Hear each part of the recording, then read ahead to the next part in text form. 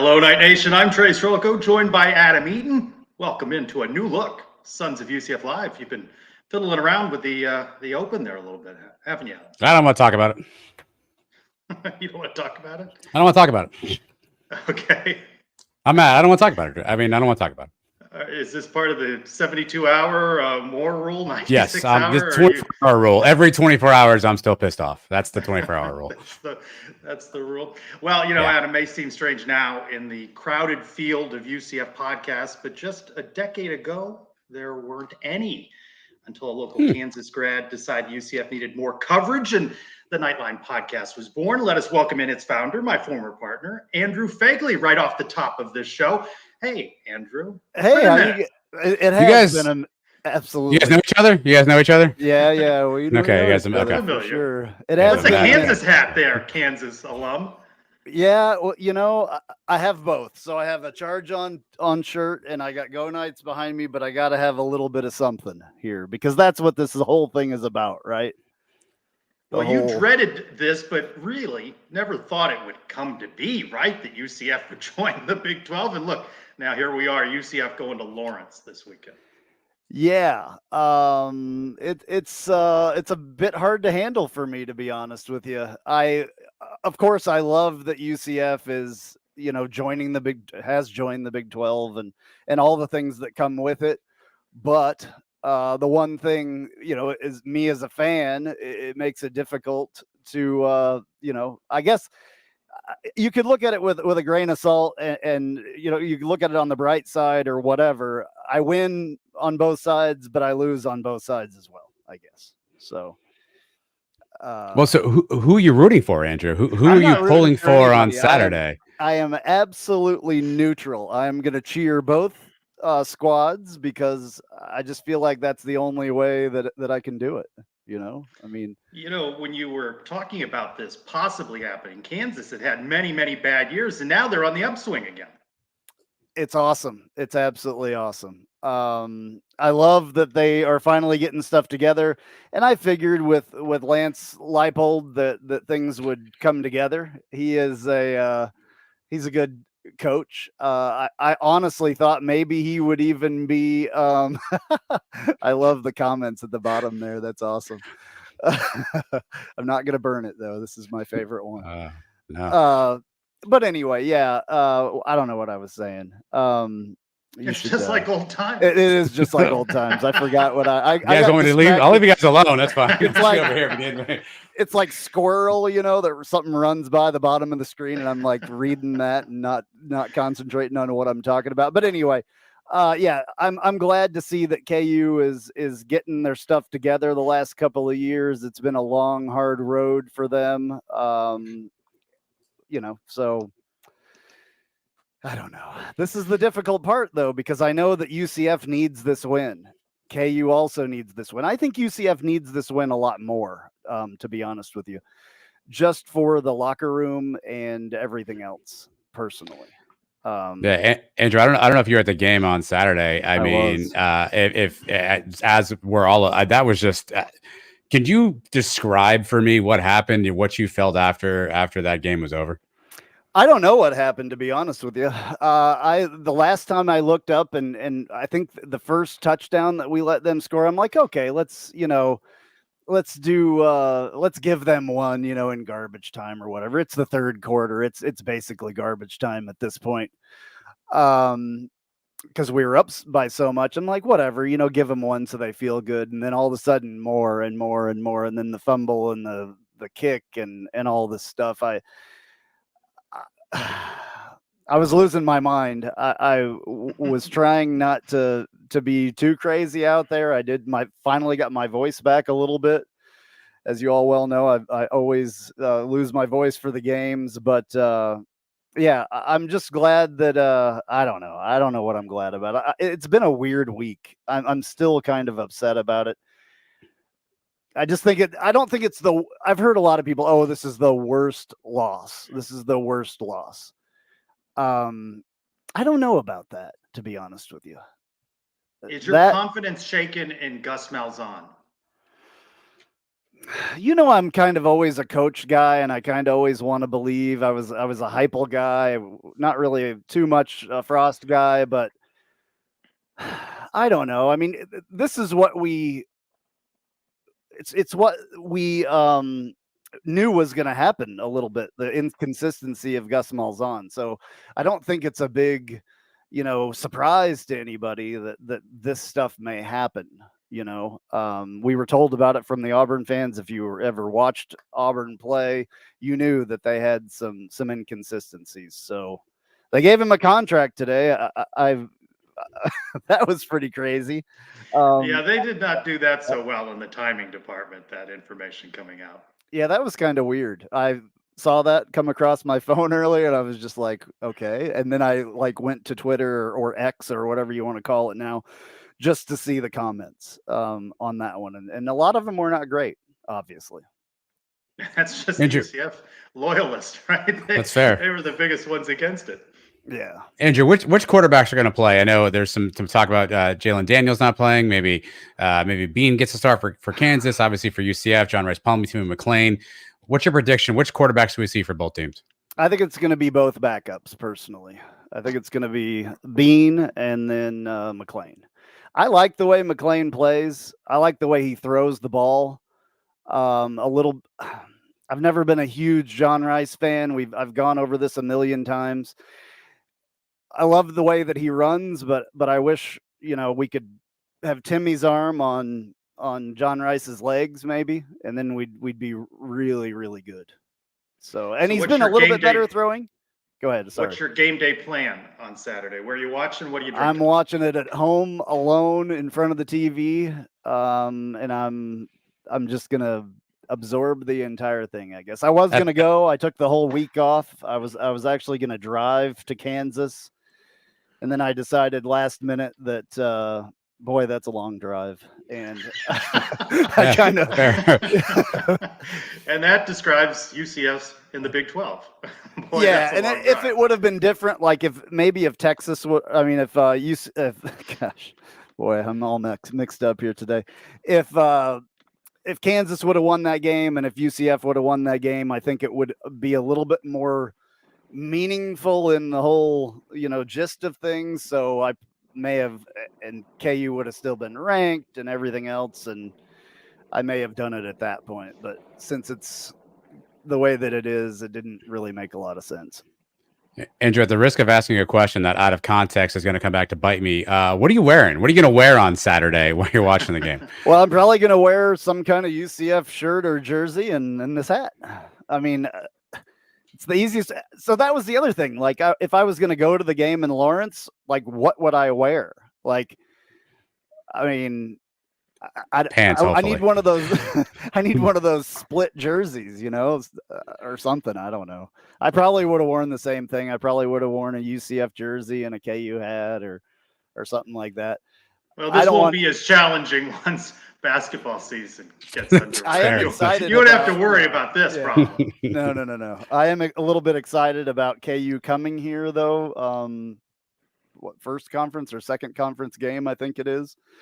Looking forward to that. I think that'll be good for everybody. I mean, maybe not UCF, but I think that the place will be definitely sold out for some of these teams coming in from the Big 12 to play basketball.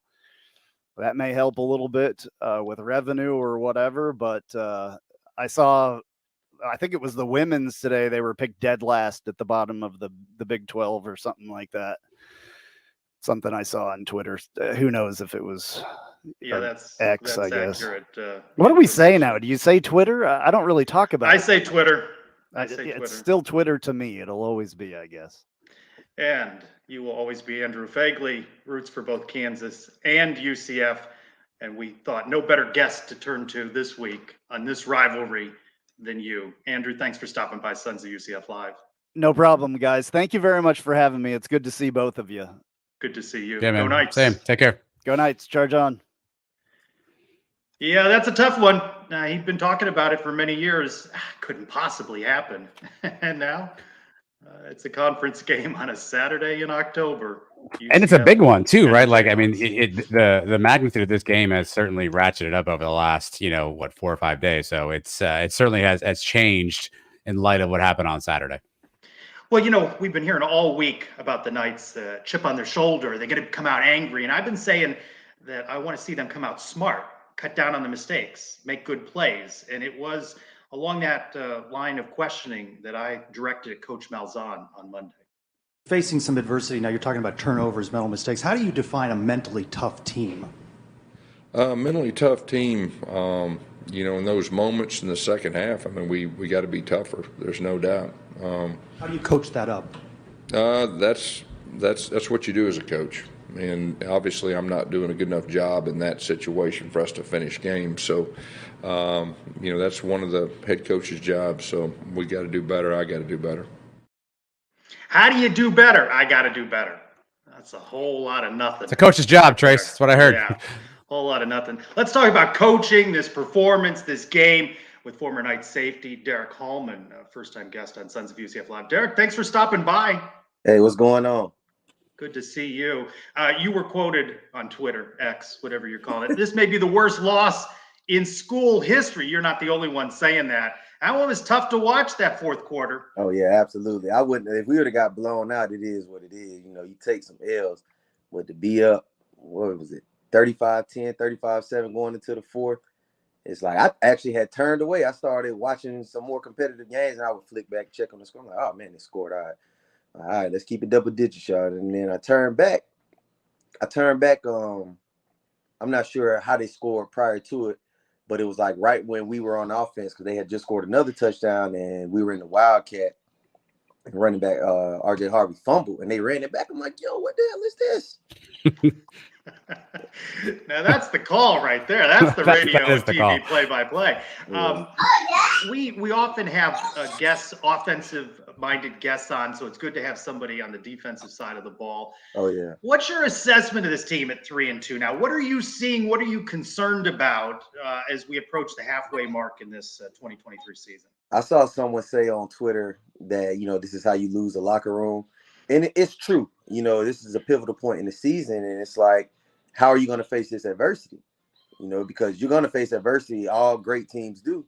And we have the talent all across the board. We have skilled and combo guys that can run. But the thing I'm not seeing is want to, and not necessarily just effort. Football is 10% physical, 90% mental. And I'm just seeing pre-snap reads. And I didn't play in this scheme, but I can tell you just by formation where, linebackers should be aligned. Guys are misaligned. Guys are over pursuing plays. And I'm like, yo, it's not that hard. Like, defense is simple if everyone does their job. If you win your one-on-one battle, we should hold every team to 17 points. And if you hold every team to 17 points, we should win every game because we can score. Is that coaching? Part of it, yes, a large part of it. And then the one thing that I said on Twitter, I'm like, I contribute this loss, or I attribute this loss to coaching, because there's no way you give up a 20-point lead at home in the fourth quarter. You know what I mean? If we're going to, I read, I believe the offensive coordinator says Coach Malzahn has the power to tell us to slow down, essentially take our foot off the brakes. And I'm like, okay, if you're going to take your foot off the brakes, take your foot off the brakes. Run the play clock down every single play. If you want to eat up the clock and run the ball, don't run the ball and then snap the ball with 15, 20 seconds still on the play clock. Run the ball, run the clock down, and things like that kill me. And then the other thing is, I don't know how many adjustments we're making when it comes to the run game. Because I see the same fits being missed throughout the game. I'm like, what are we doing? It's not that hard. So, Derek, a lot has been made of the UCF linebacker play. When you watch them play on tape or on TV, what do you see out of the linebacker core? I see guys that have ability, that have size, that can run, but I see guys in the pass game covering grass, and it's just being a step away, not having situational awareness, not getting depth under over routes, or not closing the coverage. If it's 3rd and short, you shouldn't be playing, beyond the sticks. You should be sitting on everything. Don't give ground. That just comes with football intelligence. Derek, something I also saw you say on Twitter, and Patrick is watching the show, is asking the same thing. You were critical of the tackling issues that you saw from UCF. What do you see out of UCF's defense from a tackling perspective? I don't know. I've always said this defense, you got to want it. And a thing that I see, not just with our defense, just football throughout, I don't think enough programs are making the transition of telling guys to stop breaking down. Because, anybody that's played football, coaches always say, break down, put your head, bite the ball. No, just go. Just go. One of the things Coach Hucks, he made that transition, I think it was my sophomore, junior year. He didn't want us breaking down. He wanted us to take your shot. If you miss, you're going to miss full speed. But when you have 11 guys finishing at the ball, great things happen. And when you're running full speed, that's how turnovers happen. Contact speed, collisions. It's a violent game, and you have to play violent. Earlier this week on our other show, Around the Kingdom, Adam asked Eric Lopez and I, who's the standout on this defense? Who's the face, the identity of this defense? Oh, zero. We both sort of struggled to come up with a definitive answer. Is there one name here that you Jason associate Johnson with this defense? I believe that's his first name. Jason Johnson, zero? Yeah. Yep. Yeah. I love watching him play. He doesn't make every play, but he's been the most consistent player that I've seen. I know Coach Malzahn and staff have been working to upgrade the recruiting and the talent. Is this Big 12 talent that we're seeing on the defensive side of the ball at this point? Collectively, I say yes, but are there holes that we need to address? Absolutely. We have a few guys playing out of position, and I don't want to throw anybody under the bus, so I won't get into that. But there are some voids that we need to fill, but we have enough talent over there to be competitive in every game as long as everyone does their job.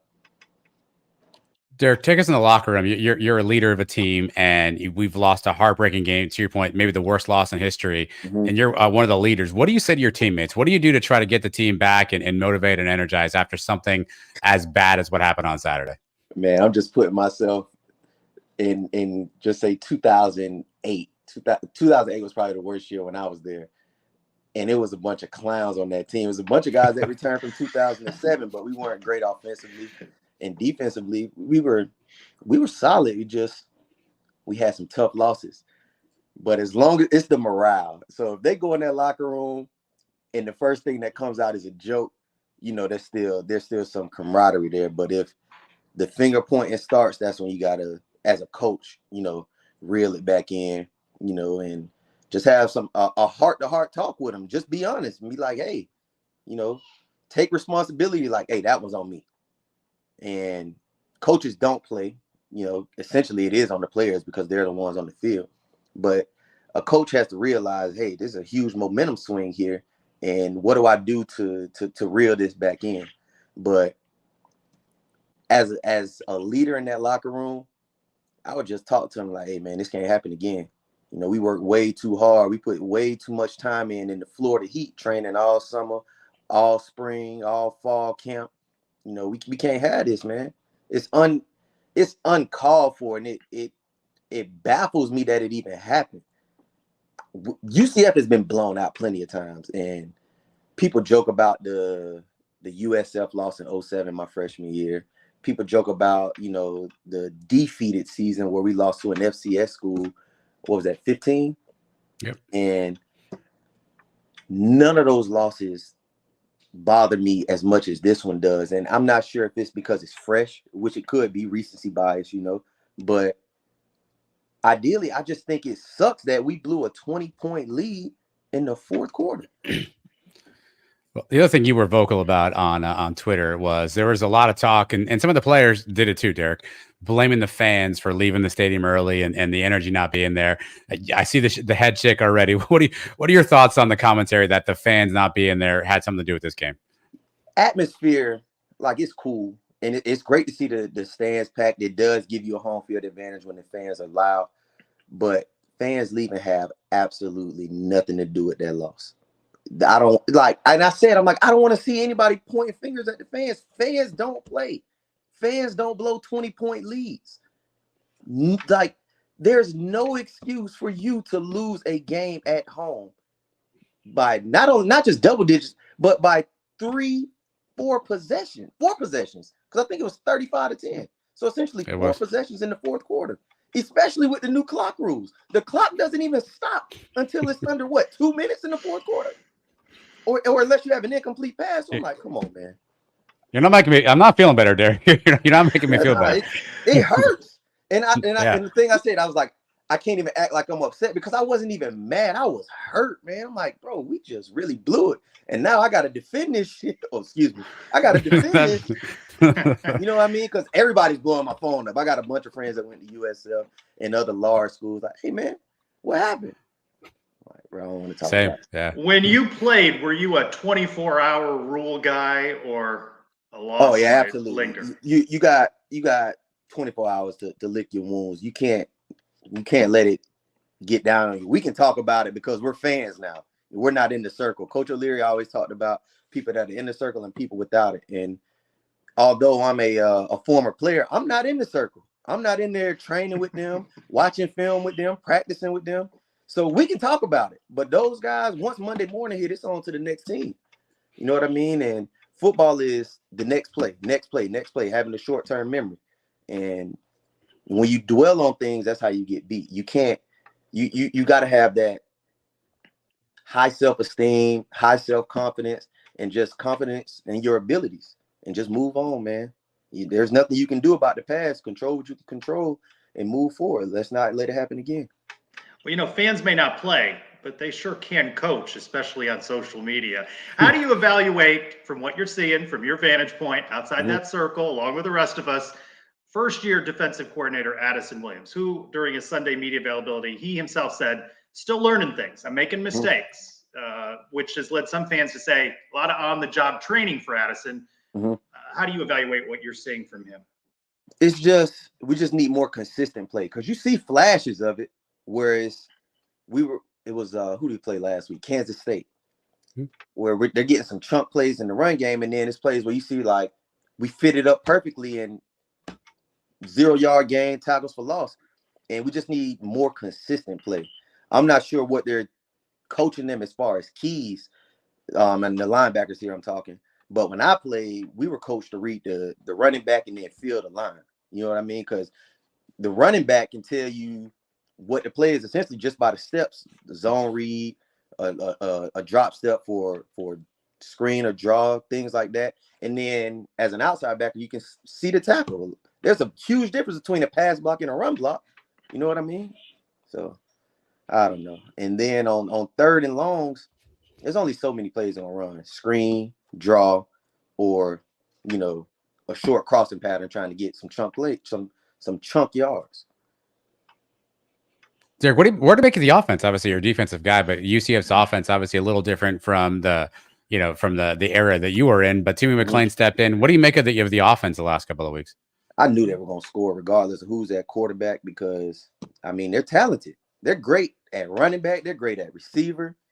They're deep at quarterback. But the one thing I say, man, give Johnny the ball. I say it all the time. I'm like, give Johnny the ball. I've been saying it for 3 years. The kid is explosive. He needs to touch the ball at least 10 times a game. And it's a lot of mouths to feed on offense, but he's just a person that, to me, I think is special. Saturday, 4:00, the game's going to come on, Derek. We're all going to turn on and watch it, and you're going to watch the game. What are you going to see that you're going to say to yourself, I know what this team's going to be? I guess, what are you looking for positively? If you see this, hey, this is going to be good. And what are you looking for negatively? If you see something happen where you're going to go, hey, man, we're going to lose this one. What are you looking for? The thing that I look at in a defense is change in speed. Because if there's a change in speed, that means you were loafing. You should be full speed at all times, every play. You shouldn't see a guy like, oh, man, he broke that tackle. You know what I mean? Because you should be finishing at the ball. So if I see guys flying around from the first snap, then I'm like, okay, they felt last week and they didn't want to happen. They didn't want that to happen again. And then offensively, man, they just need to keep doing what they're doing and then just clean up the mistakes. Derek Coleman, how about we have you back after a night's win so we can be a little more positive and talk about the good plays and the INTs and the fumble recoveries. And, let's do it. Let's have you back after a win. As hard as I am on them, I do give them props when they do well also. So I'm not the guy that's just kicking them when they're down. I boost them up when they're playing well also. So. Well, you seem like the right guy to bring on this week to reflect on this debacle with Baylor. But let's have you back on after a win, hopefully over Kansas this coming weekend. Derek Coleman, once a night, always a night. Thanks for being with us on Suns Live. We'll see you again. All right, man. I appreciate y'all. Thanks for having me. Thanks, Derek. All right. Candid, but you knew you were going to get that. I need him in the locker room is what I need. I need him flying to Kansas on Saturday at 3:52 in the locker room, yelling at guys, giving that speech you just gave right there, because I do think there's something to that fire that you got to have, that spirit you got to have. And that will you have to have. And guys like Derek and the 2013 team that was there on Saturday, Trace, we've seen them do those things. And so I think it's good to hear from these veteran guys and let some of these young players know what it means to wear the black and gold. And sure, we don't have 100 years of experience, but guys like Derek Hallman and Terrence Plummer, I mean, these guys bled for the program. I think seeing these guys come back around, having the young guys hear what these guys have to say, I think there's value in that. I'd love to see Gus or the staff embrace something like that. Well, speaking of Gus, breaking news out. It's just breaking right now. UCF just out with the release. Gus Malzahn extended. It happened months ago. They're talking about it today because ESPN's Pete Thamel reporting an extension through the 2027 season, upgrade in his pay as of July 1st to $4 million a year. And then it jumps to $5.5 million in 2026, 2027. When the USA Today article came out, Gus at the bottom of the Big 12 in terms of salary, so he gets that boost. But that's tough information to come out, no matter the reason or the hows and the whys, following the loss to Baylor. It's not gone over well with a lot of curious timing. Curious timing. I mean, in one of these situations, you have to ask yourself who benefits the most from this information being out there. I'll let everyone decide who they think that is, but definitely curious timing. The story comes out. Gus is taking a little bit of a beating on social media, and all of a sudden, oh, by the way, here's your coach. Now, listen, there is something to be said about stability in a program. There is something to say about a lame year contract, which Gus would have been a lame duck next year if there wasn't something announced. So I get that part of it, but the timing is definitely curious. And again, I'll let you all decide who would benefit the most from that timing being out there now. Well, on timing, earlier in the week, looks like it's a go for the tourist development tax, $90 million over 9 years that will fund the West Side Tower, home of the Launch Club. Maybe we're getting a little bit closer to the Lazy River coming and being to fruition. Don't tease me, Trace. Don't tease me with that Lazy River. But there are some plans for that. So some interesting financial news in the mix. While Kansas and UCF is a big one this week, that Red River rivalry is huge. Let's turn over to Jeff Allen with our Big 12 report. For the last time in the Big 12 and its predecessor, the Southwest Conference, the Red River Showdown between Texas and Oklahoma will be played this Saturday before this long-standing great rivalry moves to the SEC in 2024. The first contest was in 1900 and has been played yearly since 1929 and at the historic Cotton Bowl Stadium in Dallas since 1932, mostly on the second Saturday in October, but on occasion the first Saturday of October, as is the case this year at Fair Park. The Texas State Fair takes place during this time as well. The reference to Red River is to the river that runs along most of the border between Texas and Oklahoma. And the game location in Dallas sits at pretty well even between the schools' locations of Austin, Texas and Norman, Oklahoma. The winner scores the Golden Hat Trophy, which is a gold 10-gallon hat, as you might suspect. Texas leads the all-time series 63-50, and there have been 5 ties. The Red River Showdown takes place at high noon on ABC. The rest of the conference schedule is a little lighter this week. Friday night, Kansas State visits Oklahoma State, 7:30 on ESPN2. The remaining Saturday fair has Baylor hosting Texas Tech, 8 o'clock on ESPN2. TCU squares off against Iowa State, 8 o'clock on FS2. And turning our attention back to UCF, the Knights invade Lawrence, Kansas to battle the Jayhawks. How will they bounce back from last week's epic fourth quarter collapse in the Baylor loss? I think they show some moxie, and they make it a back-and-forth battle for a while, but they are facing a team that will be salty after getting blown out by Texas last week, and they get the likely return of their star quarterback, Jalen Daniels, which probably fuels the Jayhawks to a 10-point win. With your Big 12 minutes, I'm Jeff Allen. Right, that he mentions Jalen Daniels. Is this going to be a misdirection now, Adam? Because now there are reports that indicate that Jalen will not start, that it'll be quarterback Jason Bean, and feels a little like deja vu all over again at Kansas State, where UCF forced to prepare for two quarterbacks, and of course, their starter came out and had a pretty good night. Yeah, maybe our next guest can give us some insight on that, Trace, because you heard Brett McMurphy early in the day saying Daniels was out, and then Pete Thamel comes out and says, undetermined, and then Brett McMurphy sort of backtracks a little bit and says Jason Bean's a start, but Daniels, his status will be determined pregame. So who knows? Maybe our next guest knows, because right now I think we're in the same situation. Maybe there's some subterfuge going on here, Trace. So you with the big word again. Big this words, week, yeah. Subterfuge. Well, what's nice about being a part of the 10-12 network is every week you can turn to another show host that's part of the network. And this week we turned to Andy Mitz, Rock Chalk Pod, covering Kansas Jayhawks. Andy, welcome into Sons of UCF Live. Hi, I'm glad to be here. First time on the show, and hopefully it won't be the last. Yeah, that is true. All right. What's going on at quarterback? And take us back to Jalen didn't play against Texas and may have tweaked his back just at the team hotel. I mean, can I just say, I have no clue either? No, I mean, look, this is all right. Well, thanks for joining us. Yeah, exactly. No. I mean, so it came out. Actually, it was weird because the broadcasters didn't even know that Jalen Daniels was not playing at that point. And what came out were they at the game or were they in their living rooms? Ones, yeah, right. Well, no, but because Jalen Daniels, everyone expected him to start. He was the guy that everybody thought was going to be out there, and I mean, he was there the day before talking with the announcers. You know how they do all their prep to make sure that they're ready to actually call game. Yeah, there was no indication that Jalen Daniels was not going to be starting in that game. And really it was the way that it was described, and I've been able to confirm with a few people, like this is the way that it was presented to the coaching staff, was Jalen Daniels, competitive as he is, was under the impression that, well, man, I was starting to feel some back tightness, but I want to play. Like, this is a huge game for me. I want to be out there. And it wasn't until they actually got to the stadium, and after that picture, with him carrying his backpack, they still didn't know at that point that he was having enough problems that he might not be able to play. They immediately started working on it when they got there, after he made them aware of kind of what was happening. And unfortunately, they just weren't able to get him ready. The problem is that this is a back issue that has been plaguing him since during fall camp, or even before fall camp. He was out the opener because of it, and it was a little bit unexpected, but they knew inside the walls of the program. Jason Bean took most of the reps that week. Like, they knew what was going on. This was a completely different situation. It happened at the very end of just before they went out.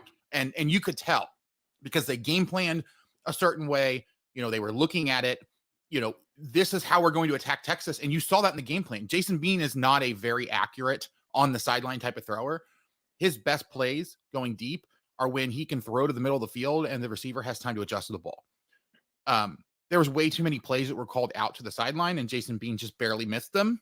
And you could see that time and time again. So this week coming up, I am fully expecting Jason Bean to be starting. I'm not expecting Jalen Daniels to be playing. I don't even know that it's necessarily subterfuge. I think it's just they are so tight-lipped about what typically is happening that people are relying on whatever report they can get to, kind of say what's going to happen, because there are a lot of people that are interested whether Jalen Daniels will be playing, not just UCF and Kansas fans. This is now a national type of game with the way that Kansas has been playing this year. And having a guy like Jalen Daniels that if he's at his peak could be a Heisman candidate, but this year it's just been so up and down because of that back tightness. I'm not really sure if he's going to get the opportunity to show what he can do. What's your confidence in Bean and how can he beat the Knights? Well, so I'm extremely confident in Bean. I think what we look at, he's definitely more limited than Jalen Daniels. There's a reason that Jalen Daniels is the starter for this team. But Jason Bean, you have to remember, I believe he has 27 starts to his name already. In his career, he had 7, prior, or he had 7 or 9 or something like that when he was at North Texas. He was the starter. He beat, Jalen Daniels out when Leipold first came, and he almost beat him out last year at the beginning of the year. I don't think a lot of people thought that was credible, but I've talked with plenty of people that are in the program. There was a legitimate quarterback question going into the beginning of last year.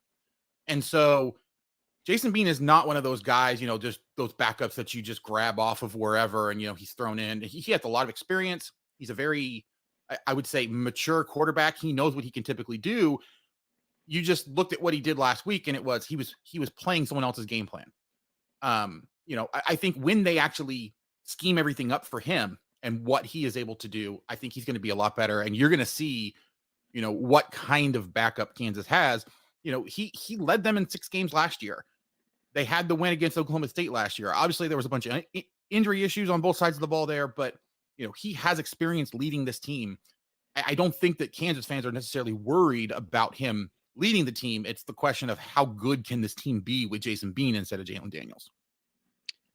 Andy, UCF's had some challenges stopping the run. Talk to us a little bit about Kansas's running game. What should we expect from either Jason Bean as a runner or the running backs in general?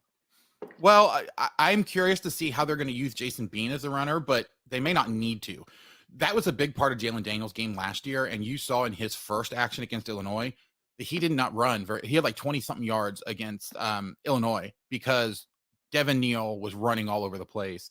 Daniel Highshaw was running all over the place. Kansas has legitimately 4 guys that could be playing Power 5 ball, but they don't have enough room for all of them. Sorry, I just saw the message about, stopping the room fan. Unfortunately, I'm not able to do that. It's a little too high up there, but no. Sorry, that kind of threw me off a little bit, but no. It happens. It happens. That's what we're here for. Yeah. Exactly. Devin Neal, he was preseason All Big 12 for a reason. He is probably, just on pure talent, probably the best running back in the Big 12. And they lean on him quite a bit. So, they are definitely looking to him to be a guy that is going to be doing a ton of work for them. He only had 8 carries against Texas for whatever reason. I'm not really sure why we were questioning that. I mean, it's a little hard when you only have, I think it was like 33 plays or something like that. They did not have very many plays in that game, which was a little worrying. But this is a team, I think, that relies on the running game first, looks there first. And Daniel Highshaw and Devin Neal are 2 completely different types of backs. Devin Neal is your typical agility back that, is really good at cuts and getting over where he needs to be. And he can run over people if he needs to, but he typically likes to create open space and make people miss. Daniel Highshaw is much more of a bruiser. He has no problem at all going into the middle of an offensive line and just powering his way through. He has shown some ability to kind of cut and do a little bit of what Devin Neal does. I think the best example of that was that 73-yard touchdown that he had last year against Duke, where he was weaving in and out of a whole bunch of people. There's a really great Spanish broadcast of it that you have to go watch if you haven't actually seen it yet. But he has the ability to do a lot of stuff like that too. So Kansas has a true 2-headed monster at the running back position. And then they have also a quarterback who really likes to run it. Jason Bean has long been credited as the fastest player on the entire team. He just doesn't get a chance to show it very often because he's doing so many other things, or they haven't really had him on the field as much as I think they would like to. So, they had a ton of 2 quarterback packages that they were all ready for. And unfortunately, they just haven't been able to use them very much this year. And obviously they can't use them while Jalen Daniels on the bench. Andy, when that offense is not clicking, what's happening? What sort of unplugged them this year when they have challenges on offense? To be honest, I think it's that they get in their own head. Jalen Daniels has a really good rapport with his receivers. Jason Bean doesn't have quite that same rapport. And I think what the problem that they've had here is just that, there's been so much change. There hasn't been very much consistency at all. And I think that in some ways, having as many options as they have can actually work against them because you have a hard time getting guys into rhythm. The most important thing for Kansas this week coming in is going to be getting Jason Bean in rhythm. You saw him do that in the first game. He struggled in their opening game a little bit in the first quarter because he was trying to kind of establish, and they did a really good job of getting him going by, calling 7 4-yard passes in a row. And he was able to string them together and get himself going. So I think Jason Bean is going to be a guy that's going to be much more reliant on confidence. But I do think that really it's just having so many options that they have at times kind of game planned themselves out of success because they have something that goes, that's working really, really well. But when you have, 50 options in the playbook, you don't want to run just the same 3 plays over and over and over again, even if it's really successful and you're, most of the time you're actually moving the ball. You want to use some of those other things, whether it's to get it on tape for other people to have to worry about, or to just try to get something else going so that if they do start to stop that you have something to move to. But I think at times they have disrupted their own flow by just trying to do too much. Well, let's talk defense now. How can the Knights avoid Kobe Bryant? Let's just avoid him altogether. How can we isolate him out? And don't throw the ball. Anywhere near That's him? About it. I mean, if you don't throw the ball, then Kobe Bryant can't intercept it. But that, of course, that doesn't help considering he can, lay the hits as well. So, no, to be honest, I think there's a lot that you can do to get Kansas kind of moving side to side. But it really comes down to, and what has made Kansas a lot more difficult on defense this year, is just the fact that they have defensive linemen that can get pressure without needing extra help from linebackers, without needing a bunch of extra help from the corners. That doesn't mean that they don't blitz, but they don't need to blitz to get pressure. Jeremy Robinson, he was kind of a depth guy last year. He has really come on. He came on late last year and really just pushed. He is probably the most consistent of the guys on that defensive line for the Jayhawks. He plays both inside and outside on the line. He moves back and forth. And so that has created some mismatches, created some problems for some teams at times. And, he has at one point, I believe he was leading the Big 12 in sacks. I don't believe he is anymore, but, he is a beast both inside and outside. And then they brought in a bunch of transfers. You brought in linebacker JB Brown, who has really kind of helped with what he's able to do. You bring in Austin Booker, you bring in Patrick Joyner, you bring in Gage Keys. All of those guys that have transferred in have made a contribution and have really allowed Kansas to step up the pressure. And I think that's really just what makes this defense different, right? Is that they don't have to rely on a total of 7 players in the secondary and the linebacker positions to be doing everything because the defensive line can't hold up. Kansas pushing for a sellout, none yet announced. Is this a fan base that they still haven't been won over by what they've seen recently? I don't think it's necessarily that they haven't been won over. I think it's a case where, unfortunately, the proximity that they have to Kansas City, just how long it's been since they've had a consistently good program, you're going to have several people that are kind of wait and see. And Jalen Daniels has been a huge draw for this fan base. A lot of people want to come see him. So if he's not there, then that causes potentially some issues with actually trying to sell out the stadium. But I think all Kansas fans agree, or at least the diehard fans agree, that that shouldn't be the case. But with where this program has been for so long, it's really hard to get them to start going again. We have seen a lot of positive momentum there. I don't know if this one's going to end up being a sellout. I know that last time, BYU fans definitely helped to kind of sell the last remaining tickets, although most of them were in the visitor section anyway. So, but I think that this is a fan base that wants to buy in. This is a fan base that wants to, completely embrace this team. Unfortunately, I think the biggest issue is, and it's not going to get fixed until they get stadium upgrades. It is really hard to go for 4.5 hours with no cell phone reception, with no Wi-Fi, with very difficult ways to get in touch with people. The students have a lot of problem with that, especially at halftime when there's really nothing to do there except sit and watch the band.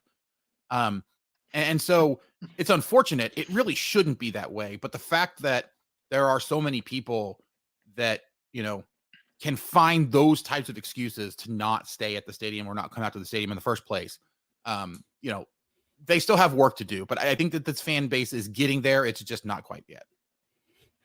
Well, Indy, if UCF fans are making the trip to Lawrence, give me some spots they have to hang out at. What do they need to check out? Is there a good brewery, good place to eat? Give us a local fare. There's a few really good places. I will say Minsky's Pizza. They have the JD Sixer pizza, which I actually had the last time that I went out to the stadium there. It is delicious if you like pizza. But there's all what is the JD Sixer pizza? What's the on JD that? Sixer? It is a barbecue chicken pizza with pepperoni and bacon, and it is absolutely delicious. Wow. I just gained 7 pounds hearing that. That's awesome. I know. It was so good. That's great. But I couldn't help myself. But no, I mean, so that's a good spot for pregame meal. You can pretty much go up and down Mass Street and find a bunch of places, whether it's before or afterwards. A lot of the bars are open. A lot of people will.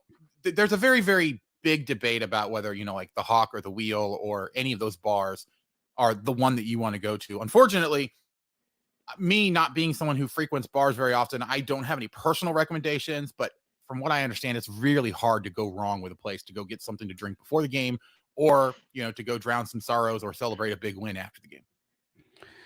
I know, Andy, Kansas State, you all have a nice little rivalry. UCF fans came back from their trip to Manhattan and said it was the nicest fan base they'd been a part of.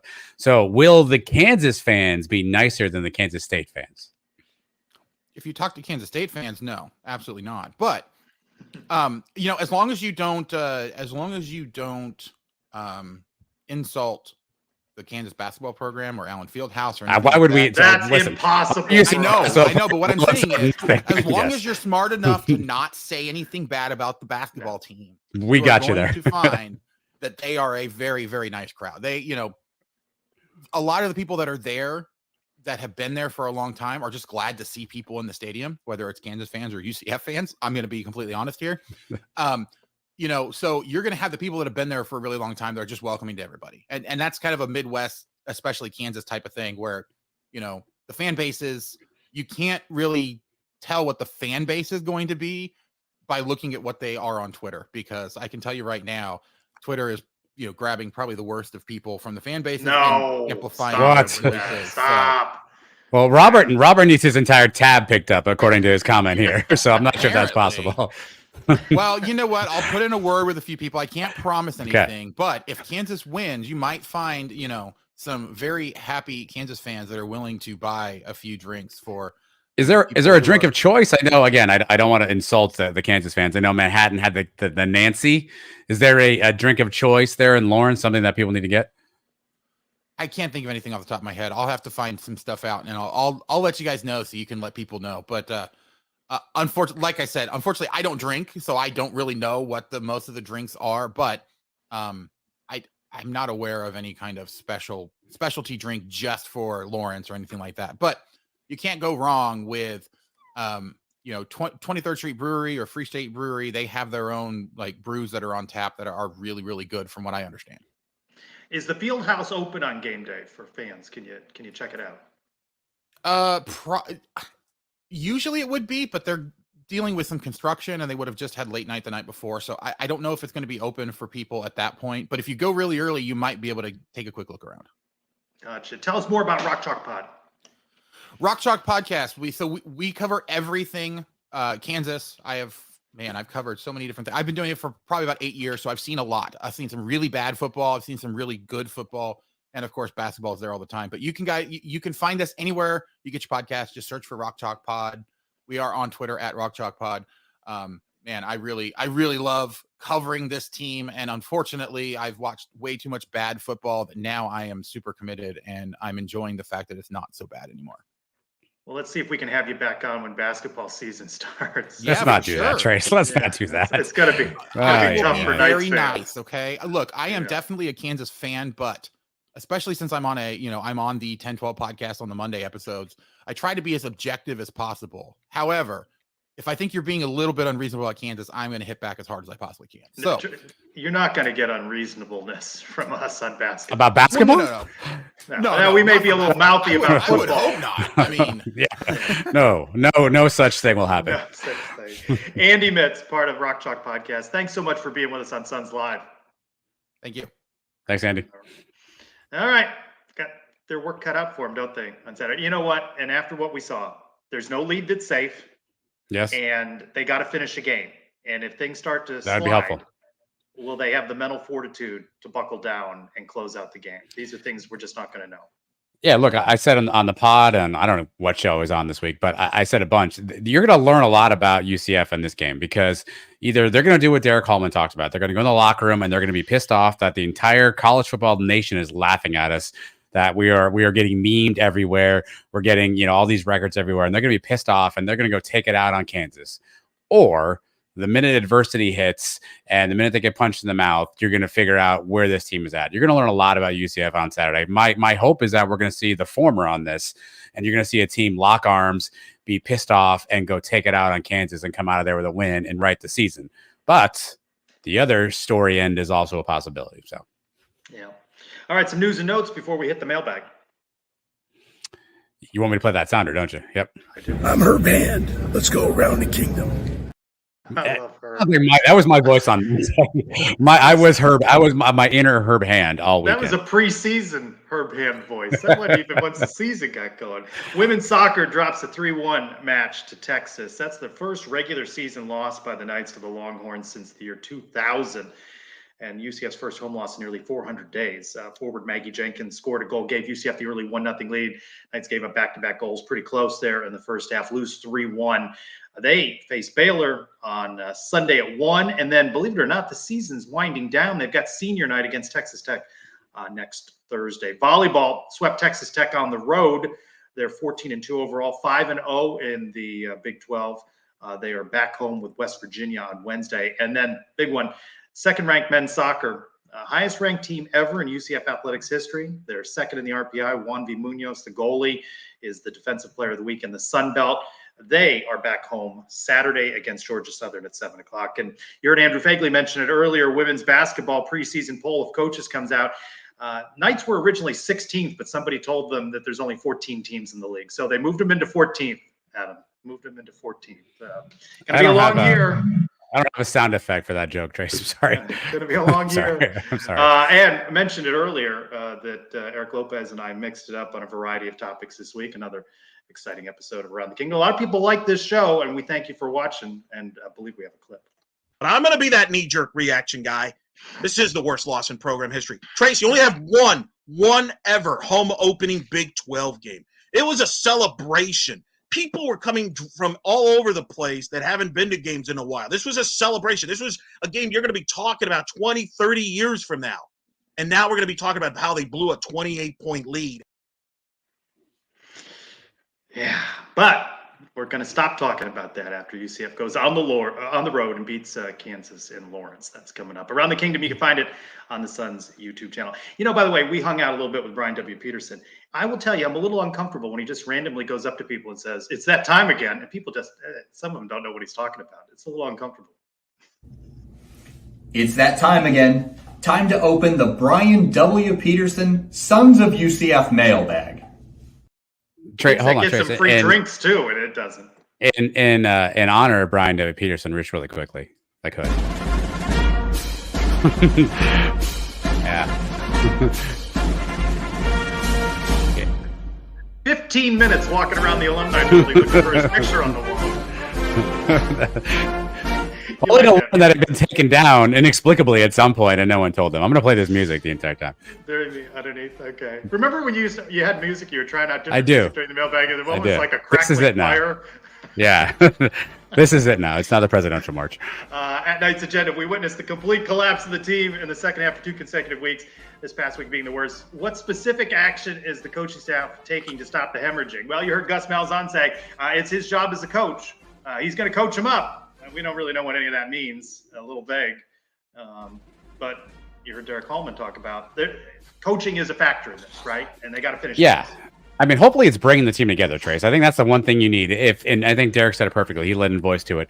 If people made mistakes, players, coaches, staffers, whomever, get in the room, throw your hand up, do the mea culpa, and let's all move on. And I hope that if you want to talk about bringing the team together and what are you doing to make sure that, you know, things are getting righted. If a coach had a bad play call, Addison Williams talked about he maybe had guys in bad positions, own up to it, get it behind you, move forward. But if we're going to be a little bit, egomaniacal about what we did or didn't do, that doesn't bode well. So if I'm a coach, swallow your pride. My bad, guys. Let's go kick the you-know-what out of Kansas. At Matovich, if you had the option to continue watching pickup trucks driving in circles the rest of the night instead of that game, would you? Of course, that's for the people watching at home. It was the race on FS1. So I would say I would rather watch the game, even though I knew how it came out. I rewatched it the following day. Welcome back. At Alex Bitter 11, do we stand any chance of winning on the road, knowing Kansas will have a lot more fans in the stadium than UCF? UCF may not have many fans over there. And Lawrence, can they pull this out on the road? Okay, let's just do it. So, did UCF fans leaving cost us the game? No. It just didn't help from an emotion. Would it be great if they stayed and supported the team and cheered and screamed and yelled? Yes. I was with Brian. I was with Dolly. I was with a half awake Mario at that point. And it was pretty loud with where we were at in the section we were in. People are yelling and screaming their heads off.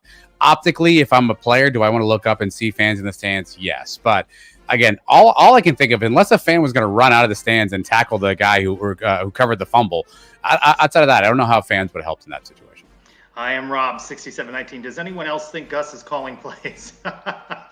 That's the biggest understated question of the week. And he lets Hinshaw only call the very first play of the game. We got a lot of play calling questions at Hard as he. And Gus mentioned that on that play for the illegal formation, he had run that play since his high school coaching days. I guess he really hadn't given up play calling, which then started a strand of responses. Night Fan 94 following up that question. Why is Gus running plays he used in high school over 20 years ago? And Lonely B UCF following up on that follow-up. Why has no one told Gus he has designed an illegal play? How about Gus, though, Tippett? I've been running that since 90s. Oh, you are running plays. And then Darren Hinshaw saying, well, when Gus says, slow it down, go fast. Again, this is the part where if there are things that need to be confessed to the team, let's go do that now and get everybody on the same page and put it behind us. But there were a couple of tells in that presser if you really want to look at it very closely. At Love Not War 311, talking about how the Knights have been outscored second half, fourth quarter. Do you think our issues are coaching, conditioning, mix of both, all of the above? I've said this. They've shown they have the talent to be in games. They're not finishing games. They're getting worn down. I mean, there's 2 games ago, Jason Johnson played every snap. Yeah. But they still got to finish. And these are mental mistakes that this team is making. There's either one or two issues. Either one, we do not have the depth that we were led to believe that we had, and or the guys that we thought were going to be able to participate in the 2 deep are not coming along as fast as possible. Gus kind of lended voice to that when he talked about the transfers coming in and how they were sort of picking. He was actually kind of candid about that. Yeah. When he responded to that one. Or we're not in good shape. I wouldn't think it'd be the latter, right? Because, I mean, we're in Florida. They're running their ass off all the time. I would think that they're in good enough shape. So I think there's some guys that they thought that they could rely on to rotate in and take some key snaps. Guys that we were excited about, guys that came from schools such as Georgia. We had a pretty good stud come from FIU.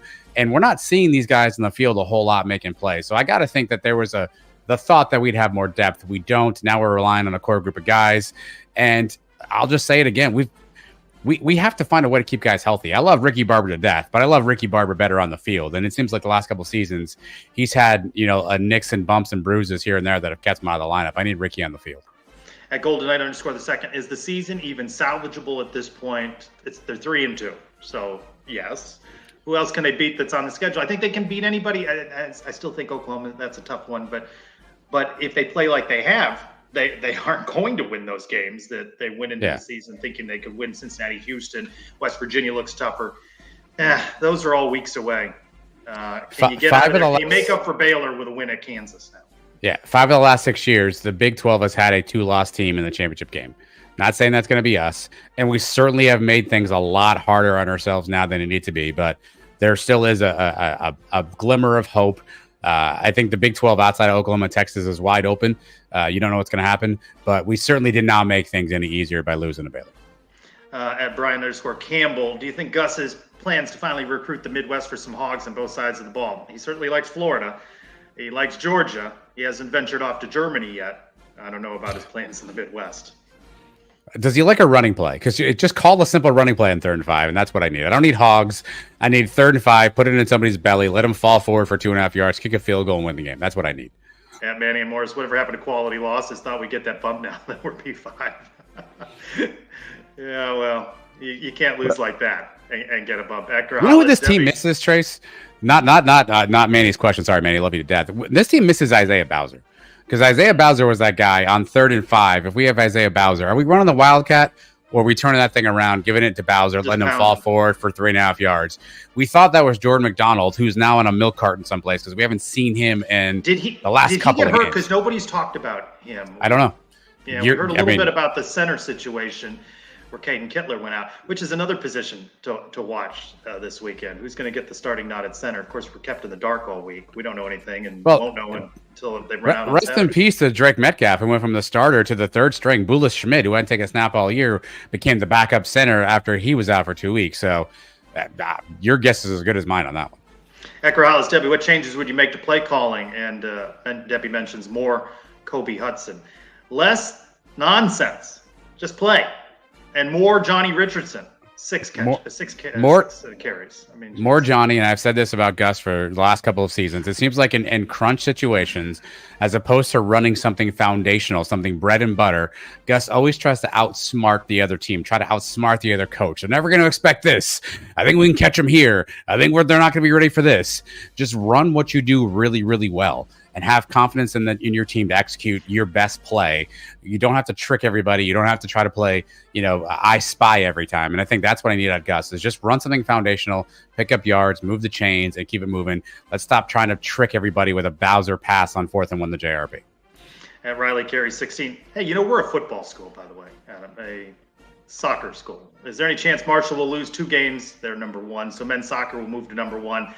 That's a hard ask. UCF just has to take care of its business, but asking Marshall to lose twice so UCF can vault to 1, that may be tough. And finally, at Laird WD2, Bortles or KZ? We saw the 2013 versus 2017 battle resurface with the 2013 team being honored last week. Give me KZ, magician. I like me a Blake Bortles, but McKenzie, he'd scramble around and he'd make plays. And, certainly not earlier on in his career. We forget those boo birds that were out for him early, but 2017 magic, that was KZ at his best. Yeah, we forget a lot about that 2013 team. That was the funnest part of this weekend, Trace, was all the memories of that team and having a bunch of guys on the show between our show. And I know Brandon had some guys on, and seeing that team come back, all those memories come back, all those games come back, how magical those seasons were. And obviously Blake was a big part of all that. But there was just something special about KZ for that 2-year stretch. If Blake had come back for 2014 and done something similar, I might give him the nod, but you really only saw 1 year of prime Blake, and you saw 2 years of what I would say is prime McKenzie. So I'll give it to KZ on that nod. All right. We've talked about this Baylor game. It's time to move on to Kansas. Hopefully we all have something better to talk about after that game concludes. Safe travels to everybody. I'm off on an early morning flight Friday to Kansas City. Looking forward to checking out some of those places that tailgaters and fans frequent. I want to thank Andrew Fagley. Coming soon to the Sons of UCF Network. Adam? Pair him with Dolly Drama in a new show, buddy comedy. We'll just sketching that out. Not a lot of days of the week left. We'll check on all that. Derek Hallman for his candidness, and Andy from Rock Chalk Pod for giving us a little insight. Kansas is going to be a tough game, as we all know. So for Adam Eaton, I'm Trace Strelko. Go Knights! Charge on. Joey Grant, former number 55 center, and thanks for watching the Sons of UCF. Tune in.